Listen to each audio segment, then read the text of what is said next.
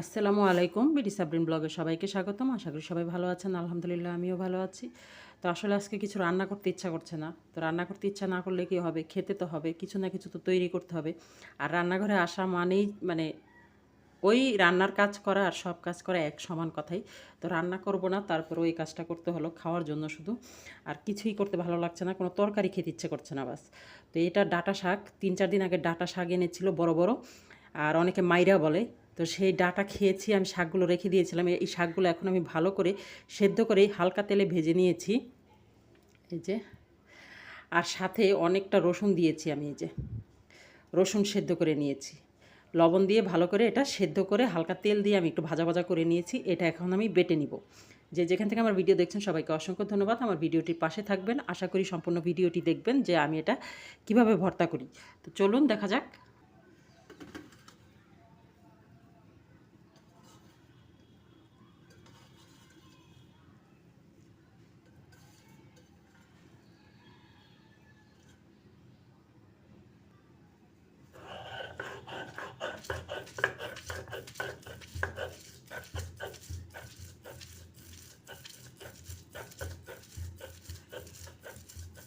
তো আসলে বাটলে এটা একেবারে মিশ হবে, তো আমি একেবারে মিশ করব না, একটু আধা বাটা করব, মানে একটু ছাবা ছাবা থাকলে এই ভর্তাটা আসলে খেতে ভালো লাগবে আমার মনে হয়। তো আমি সেভাবে সম্পূর্ণটা করে নেব।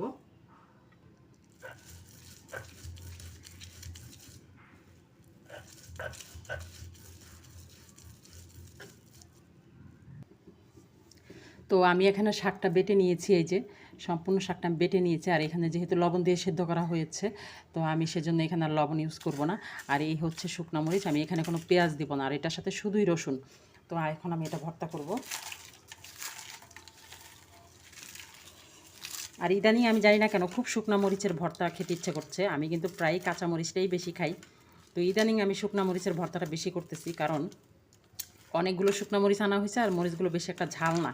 তো ভাবলাম যে এখন ভালোভাবে ভর্তা খাওয়া যায়। আসলে শুকনো মরিচের ভর্তা মজা লাগলেও শুকনো মরিচটা কিন্তু খাওয়া উচিত না। তো এখন আমি এটা সম্পূর্ণ মেখে নিব।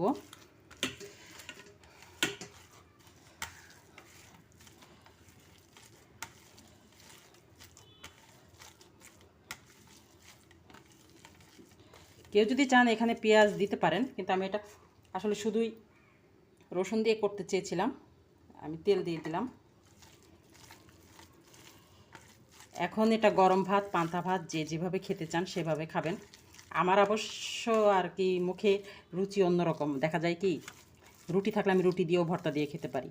আসলে যখন যেভাবে মনে চায়, মন টানছে এভাবে খাওয়ার জন্য, এভাবেই খেলে মজা লাগবে, দেখবেন আপনারা। আর যেটা মনে টানে না সেটা যেভাবেই খাই না কেন, যত সুন্দর করে সাজিয়ে খাই না কেন, ওইটা কিন্তু ভালো লাগে না। তো কেমন লাগলো?